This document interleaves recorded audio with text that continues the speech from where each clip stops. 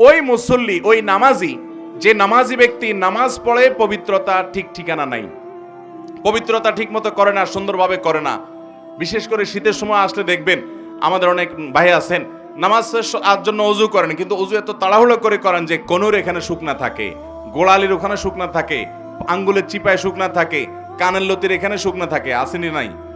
নবী করিম সাল্লাল্লাহু আলাইহি সাল্লাম বলেছেন ওয়াইলুল লিল আকাব মিনান নার, তোমাদের পায়ের গিরা গোড়ালি এগুলোকে জাহান্নামের আগুন থেকে বাঁচাও। তার মানে কি? ভালো করে ডলে ডলে ধুয়ে তারপরে অজুকে পূর্ণাঙ্গ করো। অজুর যত নির্দেশ আছে ওলামায়ে কেরাম বলতে পারবেন, অজু সম্পর্কিত যত নির্দেশ নবী করিম সাল্লাল্লাহু আলাইহি সাল্লামের আছে তার সবগুলোতে একটা শব্দ আছে, সেটা হলো ইসবাগুল ওযু, আসবিগুল ওযু। তার মানে আকমিলুল ওযু, অর্থাৎ অজুকে পরিপূর্ণভাবে করো, উত্তম রূপে করো, ভালোভাবে করো।